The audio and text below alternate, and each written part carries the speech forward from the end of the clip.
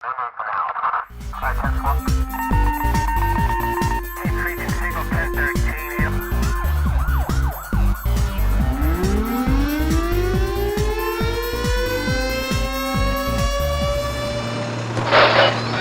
is Captain Mike Hankin with the Marshalltown Police Department. With us today on At Your Service will be School Resource Officer Craig Lagesholt and Community Outreach Officer Brad Mosseth. Brad and Craig will be talking with us about their upcoming Student Academy and what the participants this year can expect to get out of the program and all the activities that they'll be involved in. I am Brad Mosseth. I'm the Community Outreach Officer with the Marshalltown Police Department. I've been with the department for 9 years. My name is Craig Lagesholt, also with the Marshalltown Police Department. I've been with the department for a little over 8 years, and my current assignment is the School Resource Officer at the high school. This summer, Brad and I have what's called a Summer Student Academy, in which we do a 3-week program with Miller students. It's Monday through Friday, 9 a.m. to 4 p.m., and we work on good character traits, healthy lifestyle and fitness. They learn about police department activities, what we do and how we do that, and then we do service projects too. The program actually we're starting July 7th and going through July 11th with the Lenahan students. Then that following Monday, we're starting with Miller students, and that'll go for 3 weeks. And each group goes Monday through Friday, 8 to 4. So it's an 9 to 4. So yep. It's a full day. So they're going to be with us a full day for a week with the Lenahan students and 3 weeks with the Miller students. Yep. The original idea came from what's called a Junior Police Academy program. That's kind of more of a national program, but when I got the materials from it, I tweaked it to kind of meet our needs and what we wanted to do and the goals that we had to accomplish. So it's kind of based off of that program and the success that we've had with the Citizens Academy, but we've also thrown in some original elements to it as well. We had a really great time. This is the second year for it.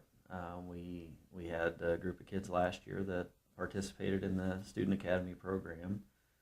This year we're expanding on it a little bit. We're adding another week, and with the additional week we're including Lenahan age students.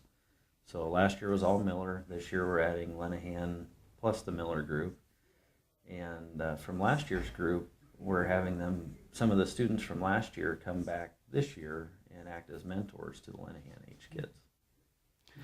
The whole idea behind the program was giving the kids something safe to do during the summertime, so they have some kind of activity rather than just sitting at home playing video games or not doing anything. But this way we also want them to build relationships with us as the police department and get to know the community, and have like I said, a safe place to go. The lunch is provided by the school district, so it meets the healthy lunch criteria. And connecting with other people in the community, just being out there and being proud of Marshalltown.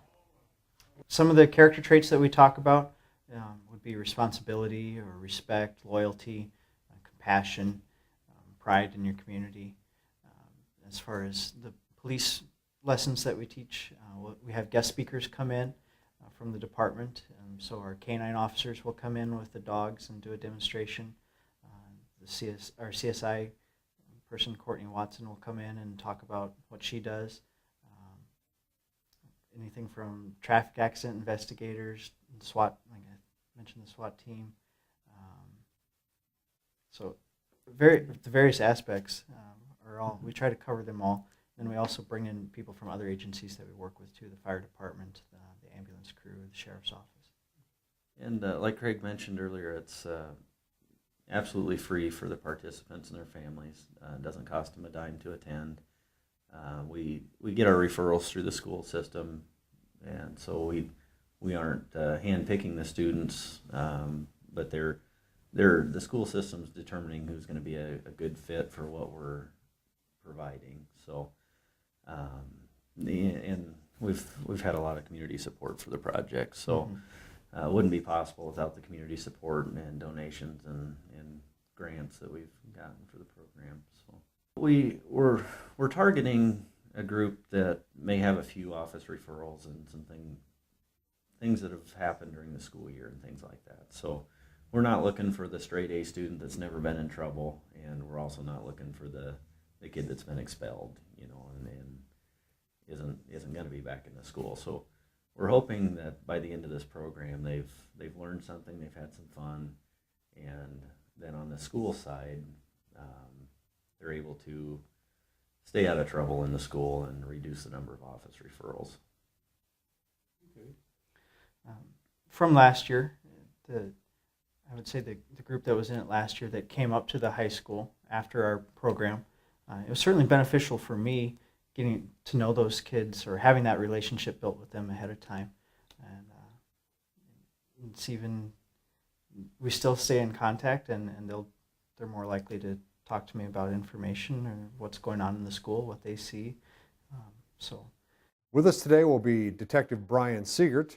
Brian is a general criminal investigator with the department, and he'll be talking about scams and frauds that have been seen in the Marshalltown area and all around the country, and ways that people can prevent becoming a victim of fraud, and how that they can also report those to the Marshalltown Police Department. My name is Brian Siegert, and I work with the Marshalltown Police Department. Fraud, obviously, is a big deal going around. We've getting a lot of scams in town.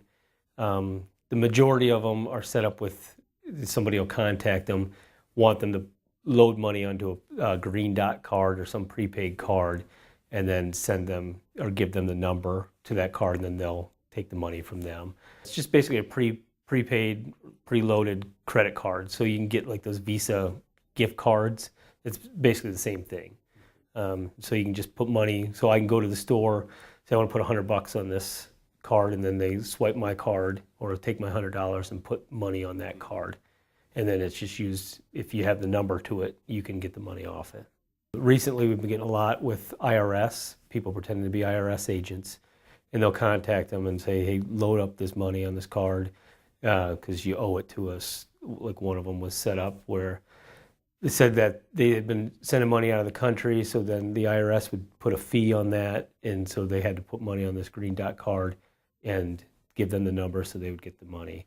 Which anytime you hear that, it's not going to be true. Green dot cards, no legal company would use a green dot card to do any kind of legal transaction. Those are the majority, the main ones. Now there's some of the older ones still happening. They call it the grandparent scheme, where somebody will call and say, like, your grandchild, this is your grandchild, and they'll, say the name, and then that person will pretend like they're the police in Canada or somewhere else and tell them they need to wire some money to them to get them to bond them out or bail them out of jail. And it's obviously a scam. So the main thing with scams are, if somebody's pretending to be your bank or the police or IRS or something like that, and they ask you to give out personal information over the phone or bank account information or something like that, it's not gonna happen that way. So don't give out your information. Just if you think it's possibly a scam, just hang up and then call the person who's supposedly calling you. So if it's your bank, just hang up and call your bank and ask them. And the other thing is make sure you keep track of your bank statements, looking at them every month, make sure there's no funny transactions on it. And if there are, obviously contact your bank. And if you need to, contact us and we can try to help you out. Another tip would be any kind of personal information you get in the mail, instead of just tossing it, is shred it and then throw it away. That way somebody can't go through your trash and get your information. The unfortunate part of it, though, is generally these people target the elderly, and the elderly will fall for it more often because they're trustworthy and they believe in people.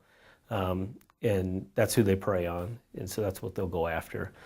But as far as like a statistic, I don't really have a good number for you. It just kind of depends.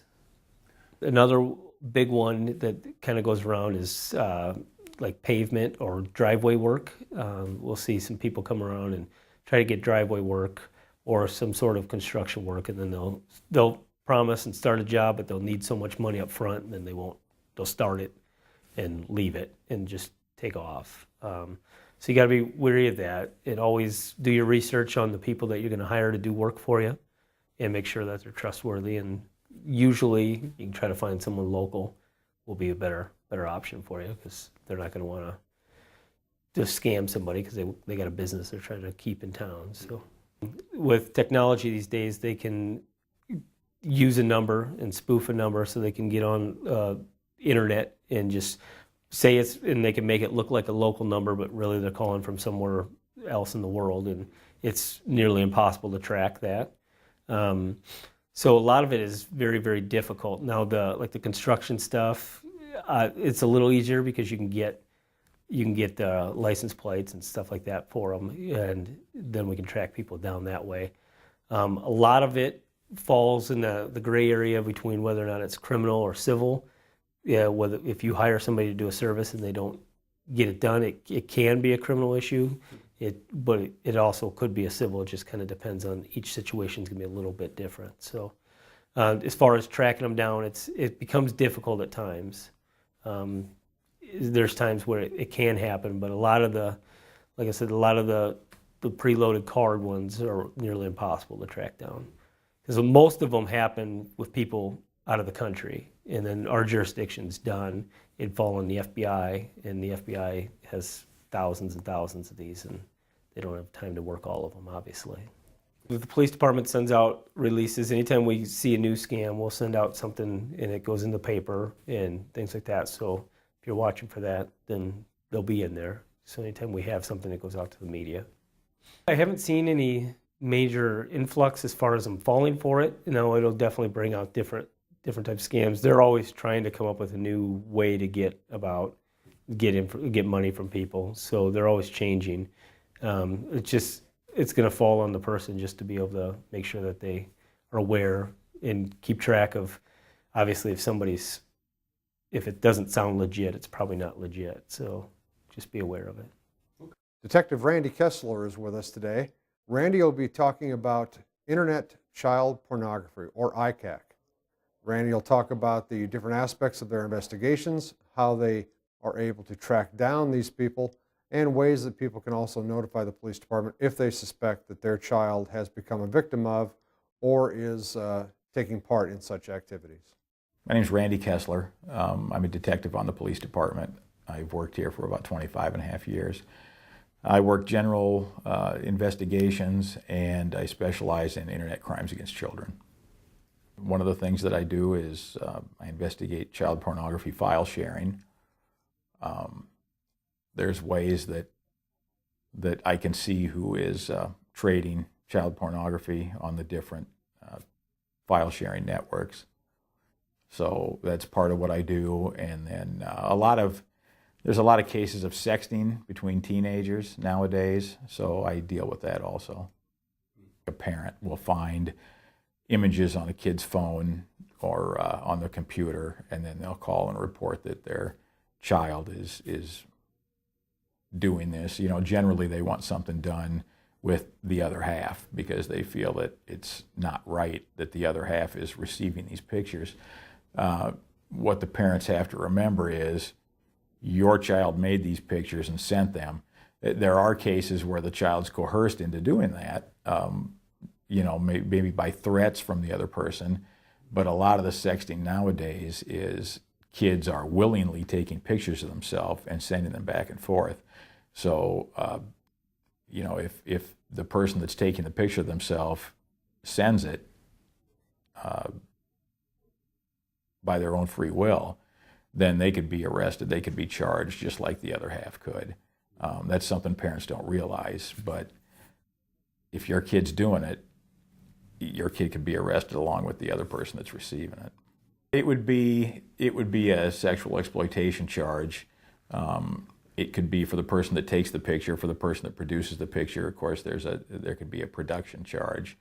The other person could have a possession of child pornography charge. But like I say, a lot of times we'll let the parents handle those, especially if it's age appropriate. If you've got a couple high school kids doing it and they're both 16, they're both 15, 16, 17, it's not like you've got a 30-year-old guy asking a 15-year-old girl for a naked picture of herself. It's more age appropriate. So in a case like that, unless the person that took the pictures of themselves is coerced somehow, we generally let the parents handle it. It's a discipline problem. Well, I think that's a big problem everywhere. That's the trend nowadays. They're doing it with their phone, they're doing it with their computer. It happens everywhere. You don't hear a whole lot about it generally unless a parent catches on, but it happens every day, everywhere. And Marshalltown's no exception to that. The child pornography, that's a big problem everywhere. And yeah, Marshalltown does have the people that do that. I've made a lot of cases on file sharing cases on child pornography. It would surprise most people would be surprised when they find out the type of people that are into that. It's not your typical person that you would look at it and think, that guy looks like Chester the molester. It's everybody. It covers all walks of life, people that are into that. And so yeah, that's a problem everywhere too. And yes, it does go on here in Marshalltown.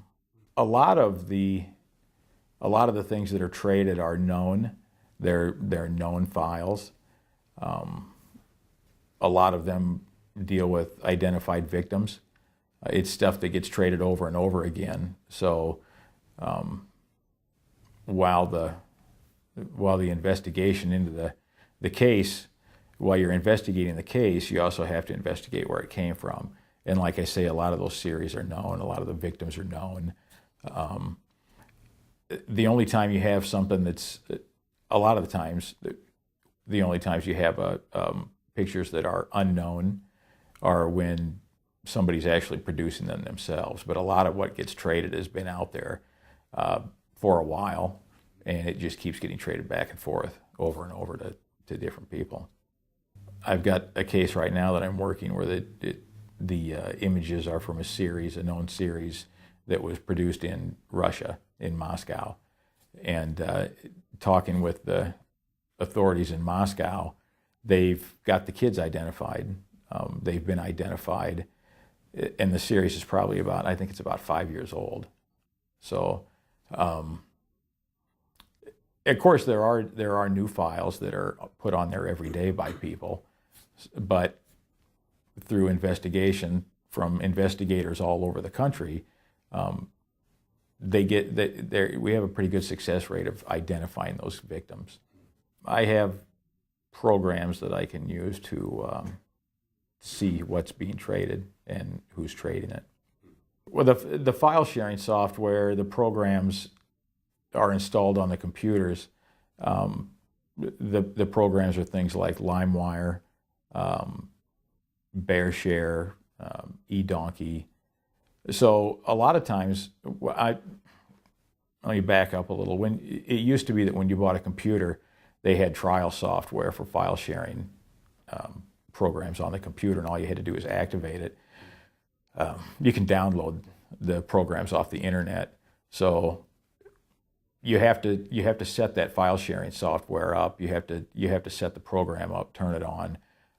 So if somebody were to see that on the computer, that file sharing software, that program on the computer, you would have to open it up and see what's being downloaded. It goes into folders on your computer. If there's a download folder or a shared folder on your computer, the stuff would be in there. So yeah, it's something that family members could look out for on their computer. Like I say, if a lot of the sexting problems nowadays, I think, could be taken care of by parents keeping a better eye on their kids. We get reports of that, and I have to look into that. And it'll be a 13-year-old girl that's taking pictures and sending them to a 13, 14-year-old boy. You kind of have to wonder what kind of oversight this 13-year-old is getting at home if she's got her smartphone and she's taking pictures of herself, or she's using the camera on the computer. I think parents need to be more aware of what kids are doing with their smartphones and their computers. I think the state needs to stiffen up their penalties They have made some improvements in the last year. The federal statutes are pretty good, so they're pretty strict. I think they do a nice job with the federal statutes. There's not a big problem with getting those cases prosecuted. Most of the cases, like the file sharing cases, those cases are wrapped up pretty tight. The things that we have to the things that we have to do when we investigate that, pretty much will lock that person in. There's not a big problem prosecuting those types of cases, and a lot of those kind of cases go federal. Most of the cases that I work for child pornography file sharing go federal. They don't get prosecuted at the state level. The state statutes aren't as good as the federal statutes. And since it's a federal crime, the U.S. attorney, most of the time, will adopt that case and prosecute it federally. The sexting, like I say, not a big problem there either, because a lot of the times it's left up to the parent to handle, unless it's a true victim. And then, of course, as juveniles, it would be prosecuted at the state level, like the county attorney's office. There's not a big problem prosecuting those kind of cases. The people that do that, it's not something that you cure. It's not like somebody that's a drug addict that can kick the habit and get clean. The child pornography is a way of thinking. It's not something you're going to change. Some of the offenders some of the people that I've dealt with are offenders that they're dangerous. They don't need to be back out. There's a couple that I've dealt with that need to stay away from society forever, as far as I'm concerned, because once they get out, they'll immediately reoffend. People that are into that type of thing, it's a mindset. You don't change that.